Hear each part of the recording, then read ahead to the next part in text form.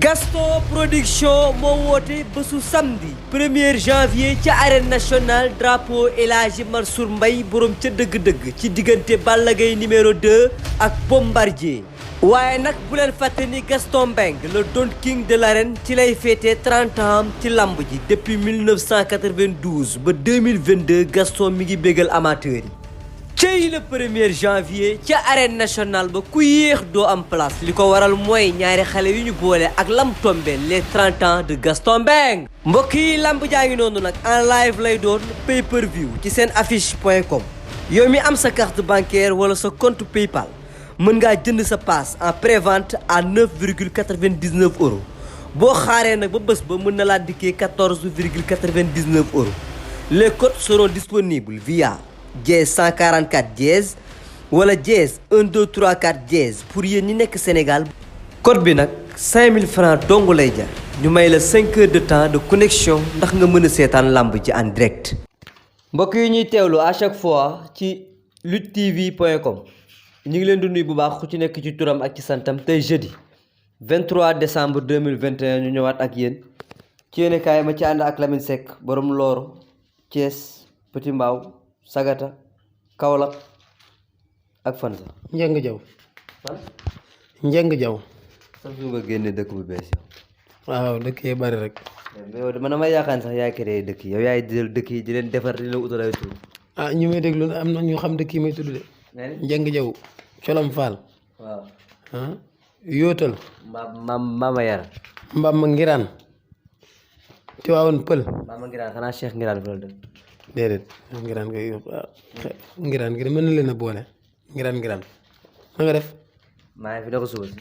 sant yàlla bu baax alhamdulilah maa ngi lay nuyu bu baax di la ziyaare di nuyu mbokki internet yëpp di nuyu waa Gambie ñoom di jëmoo di nuyu suñu père Ndongo Cissé manager Xoyantaan wala boog agent Xoyantaan di nuyu tamit ki nga xamante ne moom mooy nu mu tuddati Babacar Sarr borom Birkelane FM doomu ndeyu Abdou Darame maa ngi leen nuyu ñoom ñëpp di leen ziyaare Omar Diouf. am na solo la mel journal bu nga ni. waaw sa boppee day métti. naa wutoo garab ba pare. journal bu suñu làmb lañu koy daal di ubbee mu daal di ñëw ci xëtam bu njëkk daal di fësal Mamadou Ali Ndiaye. waaw champion du monde. champion du monde ci wàllu karaté. moom moo yoroon Balla Gaye numéro 2 ci diwaanu France doon ko préparé pour mu ñëw nag ngir daje ak Bombardier. waaye nag la mu wax rek nee na ni mu gisee Balla Gaye ak ni ñu ko entraîné lépp li mu signé ci ay contrat mën na ci am ndam. lépp lu mu signé ci ay contrat mën na ci am ndam moom Mamadou Ali Ndiaye la journal sunu lamb xëy fësal ci xalima ak Abdoulaye Dembélé muy wax ci diggante Balla Gaye numéro 2 ak ki nga xamante ni moom moo di Bombardier mi nga xamante ni dañoo war a bëre le 1er janvier incha allahu rabbi waaye wax tamit ci yeneen adversaires yi nga xamante ni ñoom la Balla Gaye numéro 2 di xaar waaye nag nee na ñoom ñeent ñëpp dana leen daan kenn par kenn comme ni ñu ko waxee ndax li ñu jàpp moom mooy instant bi Balla Gaye numéro 2 4 combats la am. waaye Mamadou Ali Ndiaye moom nee na comme ci jàpp rek dalay tër ndax xam na qualité yi nekk ci Balla Gaye numéro 2 xam na dooleem xam na fitam xam na ak njàmbaaram. yaakaar naa ni kuy indi jàmbaar moom mu ñëw ci xare Lamine lépp luy dalal xelam di nga ko def waaye lépp luy dalal xelu supporters yi tamit di nga ko def te ku xool Balla Gaye 2 xool Bombardier xam ni nag ak lu mën a xew ñaari mbëri pare nañ. ñaari mbëri pare nañ ñu war a bëre samedi bii di ñëw bi ci topp fële ci arène nationale ànd ci ak Gaston Production mu mel ne pare rek moo leen war ndax combat Omar Diop boo ko préparé 1 an yaakaar naa ne soo parewul comme le père Max Mbargane di wax rek dangaa yeb say mbokk kon nag mën nañ jàpp ni le 1er janvier dinañ gis ñaari athlètes yu pare.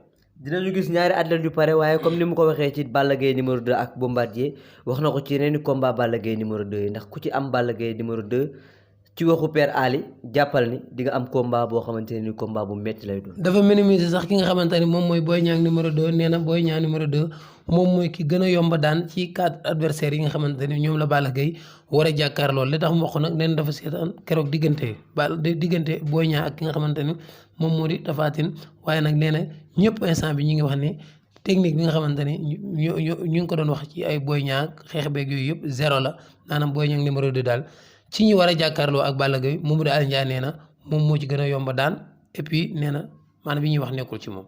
li ñuy wax nekkul ci moom te bari na ñu naan Boy Niang pour mu daan Balla Gaye moo gën a yomb. waaw bari na ñuy wax loolu Omar Diop wuute gis-gis mooy waral marchandise jar il faut tamit parfois ñuy nangul nit ñi li nga xamante ne moom mooy seen gis-gis parce que ku far tamit wuute lu mu wax ci béy ñu ne der bee tax. ñooñu peut-être mën nañoo wax ni dañoo faral Balla Gaye ñii wax ni dañoo faral Boy Niang waaye ak lu mën a xew daal bu fekkee ñoo ngi koy bëre dinañ gis combat technique waaye ak lu mën a xew Mamadou Aly Ndiaye moom nee na daal Boy Niang ci gën a yomb daan moom. Boy Niang ci gën a yomb daan ndax tax nag moo ko xam naa ne la mu gis ci diggante Boy Niang ak Tapha Tine moo dalul xelam. waaw loolu moo dalul xelam wala peut-être muy wax rek pour minimiser ko ndax tamit comme ni ma ko waxoon rek uute lu mu wax ci bëy ñu ne der ba. am na solo yaakaar naa ne Lamine comme moom ni mu ko waxee ci beneen côté bi itamit mu daal di fësal lamb ji war a am le 1er janvier samedi biir ñëw bi ci toppaat comme ni nga ko waxee Balla Gaye numéro 2 war a jàkkaarloo ak Bombardier. revanche wala confirmation waaye nag dañuy laajte rek lamb ji nii Bombardier bu ci jugee nii ci wàllu xeex après lu mu ciy am daal maanaam. samp laaj boobu nag ki ko samp mooy Mamadou Koné depuis New York moo samp boobu la laaj di bindal sunu lamb yàgg fa lool laaj boobu nag yaakaar naa ne Omar Diop.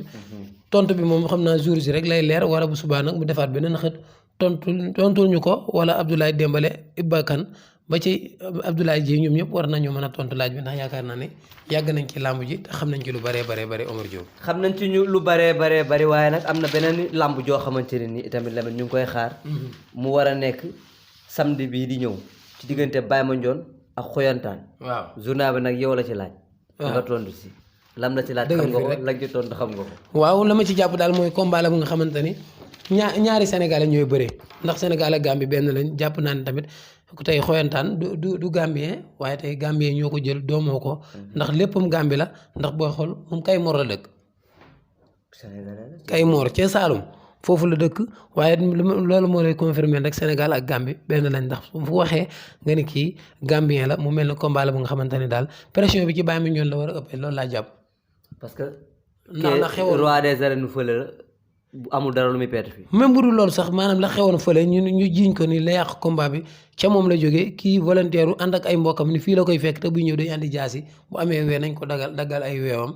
kon moom dafa mel ni pare na sur tous les plans waaye ak lu mën a xew Baye Mandione moom comme ni ma ko waxee rek nit la koo xamante ni amul ku muy ragal 5 Xoyantaan bu ñu ko tegoon ñi mën naa des ak ñoom ci géew bi jëflante ak ñoom moo xam dañ koy daan moo xam da leen daan waaye du leen arrièreal mettre mu mel ni combat la bu nga xamante ne tey Gambien yi ñu ngi koy waaj Sénégalais yi ñu ngi koy waaj waaye yaakaar naa ne képp ku nga xamante ni nitu làmb nga yaa ngi waaj boobule combat mu war a am samedi ñu ci ànd ak Jamaïcain borom Jam Production. am na solo Lamine waaye leneen la nga xamante ne ni tamit manqué na waa làmb muy doomu Robert. Ablaye Ndiaye digganteem ak Gris 2 ba tey gisaatuñ ko mu takk ngeen moom ñuy laajte rek ndax du pertement ci làmb wala ndax pertement ci moom. réer na may daal en tout cas ak lu mën a xew moom Abdoulaye Ndiaye gannaaw ba mu bëri ay combat yi nga xamante ni da cee amoon ndam moom Ablaye Ndiaye ñu jàppoon ni Yaxya Jóob Yékini gu nar a sotti la ca fecc maag caractère bi nga xamante ni doon na ko wane waaye ak lu mën a xew depuis ba mu bëri ak Gris 2 ba léegi moom Abdoulaye Ndiaye kenn gisagu ko mu nekkoon le 21 mai 2016 yaakaar naa loolu boobu lañ bëre woon moom Abdoulaye Ndiaye kenn gisatu ko nag moo tax Iba Kane xëy def ci moom ab article ba pare samp ci moom laaj ba Abdoulaye Ndiaye nag fa ko Iba Kane yóbbu mooy digganteem ak Franc Gora Sock Ahmed Deme. combat bu jaadu la parce que nag Lamine boo ci bëggee dégg-dëgg moom. ñoom ñooy ay morom. te nag war nañoo bëri ci seen biir ndax làmb ji mën a jëm ca kanam ndaxte bu morom mi bàyyantewee rek.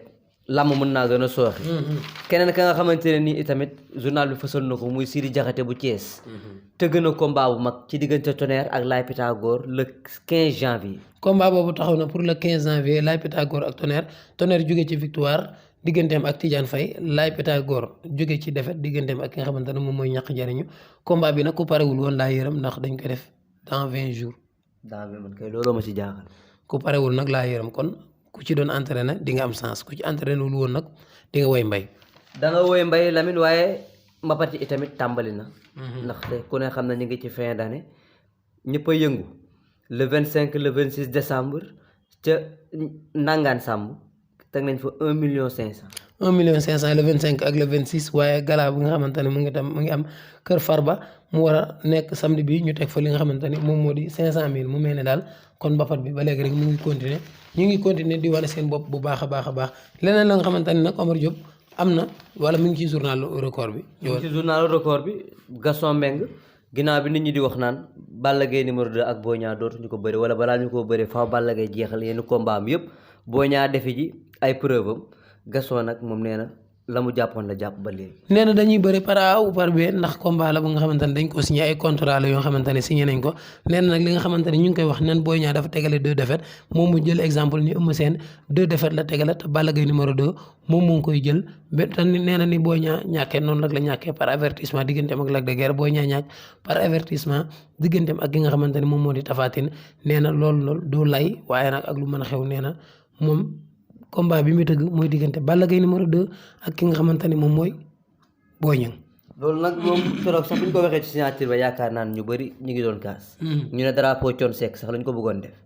Tapha Tine digganteem ak Boy Niang jàll na mu am ci ndam am na ay réaction yoo xamante ne nii jël nañu ko mu daal di ko ciy def. moom réaction yi mu dox daal moom instant bi mooy mu ngi muré li nga xamante ne moom mooy stratégie waaye nag dàqul kenn ci ñi nga xamante ne ay adversaire yu valable la ñi nga xamante ne war naa mën a bëri ak ñoom kuñ ko ci jox rek dina ñëw bëri ak yow.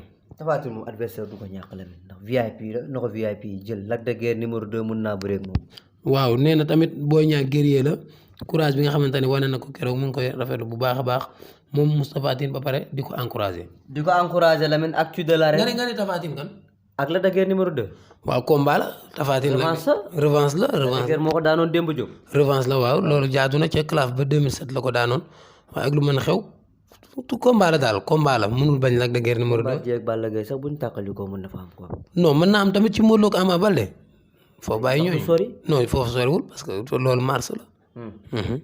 actu de l'arène bi Ngel Jonn la fësal ginnaaw bi mu coowee ak Serigne Ndiaye numéro 2 ca mbapat ba aj nañ ko 2 ans mais ci biir 2 ans yi 1 an ferme lañ ko ci aj ak beneen 1 an boo xamante ne sursis la. 2 ans yooyu noonu Ngel Jonn tey moo ko yóbbee boppam moo yóbbee loolu boppam. li ñu naan kër pitax dina lakkaale kër njugub. lakk na kër Serigne Ndiaye. lakk na kër Serigne Ndiaye ndax buñ ko ajee 2 ans moom Ngel Jonn añ nañ Serigne Ndiaye tamit 6 mois 3 mois yi mooy ferme mais li ma xamul mooy ndax ci bëre simple bi la wala lutte avec frappe bi yëpp. su ma juumul de lutte avec frappe bi ak bëre simple bi la ñu boole parce que am na mbër bu ñu fi ajoon boo xamante ne moo Ngel Jonn mi ñoo jote woon Ibamar. waaw ñu ajaale leen ñoom ñëpp. arène nag lépp. mais su ma juumul sax du lu wóor waaye parce que boo xool Serigne Ndiaye dafa am combat lutte avec frappe.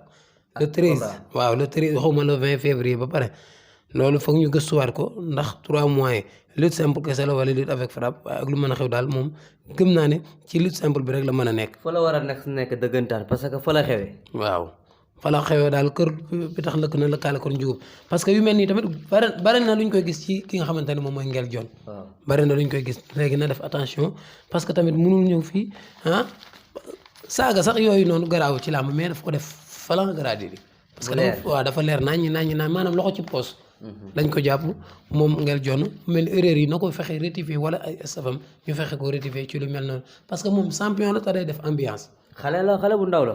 ambiance lay def bu ñëwee day yëngal ba ni muy jeexale waaye yëngal nag yaakaar na nit mën ngaa yëngal te doo saaga waaw. comme yow da ngay yëngale. man kay yëngaluma. man lu ma yëngal. balaa at bi jeex moom man bëggoon naa nga am jabar na. yàlla baax na nañ yoon yàgg rek. 7 jours moo des si at bi de. bul ma catu. bul ma catu. ak yow fii loo pare moom 31 décembre doo takk jabar. nañ yoon yàgg yàlla baax na yàlla dooli sutura. takkal jabar Babacar takk ñetteel. yàlla dooli sutura rek Babacar mi takk ñetteel te Beuz amul jabar gars yi kenn amu ci jabar. mais day war a takk nag. maa ngi lay ziar di nuyu mbokk internet yëpp fu waaye mën a nekk si àdduna bi Omar Diop yaa ma lakkal. di nuyu ñuy suivre luttetv.com waa groupe Lutte TV maa ngi leen nuyu bu baax ñoom tuuti yaay Sarr Serigne Diour bu Osod Omzo bu Garga maa ngi leen nuyu bu baax di la ziare di nuyu Mor Jaxate di nuyu Daabu Jamteeri di nuyu tamit ki nga xamante ni moom moo di laay bu def Abdou bu xarañ loo maa ngi lay nuyu bu baax di la ziare di nuyu tamit Cheikh Bass Kër Massar doomu ndey Pape Demba di nuyu waa xew-xewu làmb bi yëpp ñoom Max maa ngi leen di bëgg bu baax a baax di leen ziare waaye nag du ma fàtte ñi nga xamante ni ñoom ñooy nekk ci bitim réew di daan seen doole di leen ñaanal yàlla yokk leen xewal bu baax a baax yokk seen sutura di nuyu tamit ki nga xamante ne moom mooy Abdou Darame moo Ndiaye directeur série Madeleine maa ngi lay nuyu bu baax a baax di la ziare di nuyu Mansour Kassé waaye nag comme ni ma koy waxee rek promo ba tàmbali na ca Welma boutique l'habilleur des VIP Welma boutique ku fa dem instant bii nag ñu ngi nekk en promo comme ni ñu ko defee chaque décembre le 13 janvier incha allah rabbi la promo bi di jeex képp ku fa dem daal bëgg costume wala nga bëgg équipement sportif wala nga bëgg sax matériel sportif boo demee foofu di nga ko am ci Welma boutique montre lépp la ñuy jaay daal loolu daal mooy bitigu ñàkkul dara ku fa dem di nga fa gis sa bopp bu baax a baax ci Welma boutique di nuyu tamit ki nga xamante ne moom mooy Ndoore borom Moursia Dakar Moursia restaurant bu mag boobu la nekk Espagne ca Murcia borom top 5 fitness top 5 musculation poste Thiaroye la nekk terrain Ndiayène Jali Diame maa ngi lay nuyu bu baax a baax di la ziyaare di nuyu tamit ki nga xamante ni moom mooy du Dianjeko président des amateurs Pape Ibnou Bara ñu ngi lay bëggee bu baax a baax di la ziyaare du ma fàtte tamit ki nga xamante ni moom mooy Fëgala faqman bu mag boobu ca États-Unis di nuyu tamit ki nga xamante ne moom moo di Cheikh bu Waalo maa ngi lay ziar bu baax a baax di la bëggee Kara depuis Thiès maa ngi lay bëggee bu baax a baax a baax di nuyu tamit ki nga xamante ne moom mooy Chef Sow AIBD waaye nag ma nga ca Rosso Sénégal yaakaar naa instant bi fa lañ ko sànni ñu ngi koy nuyu bu baax Chef Sow di nuyu waa aéroport bi yëpp di nuyu sama xaritu gendarme yi ak policiers yi maa ngi leen di nuyu bu baax a baax di leen ziare di jox ñëpp rendez-vous suba incha allahu rabbi. Gaston Production moo woote bésu samedi 1er janvier ca arène nationale drapeau El Hadji Mansour Mbaye borom ca dëgg-dëgg ci diggante Balla Gaye numéro 2 ak Bombardier. waaye nag bu leen fàtte ni Gaston Mbengue le Don King de l'arène ci lay féetee 30 ans ci lamb ji depuis 1992 ba 2022 Gaston mi ngi bégal amateur yi. cey le 1er janvier ca arène nationale ba ku yéex doo am place li ko waral mooy ñaari xale yu ñu boole ak lam tombé les 30 ans de Gaston Mbengue. mbokk yi lamb jaa ngi noonu nag en live lay doon pay per view ci seen affiche.com yow mi am sa carte bancaire wala sa compte PayPal mën ngaa jënd sa passe en prévente à 9,99 €. boo xaaree nag ba bés ba mën na laa dikkee 14,99 €. les codes seront disponibles via dièse 144 dièse wala dièse 1234 dièse pour yéen ñi nekk Sénégal. code bi nag 5000 francs dong lay jar ñu may la 5 heures de temps de connexion ndax nga mën a seetaan lamb ji en direct.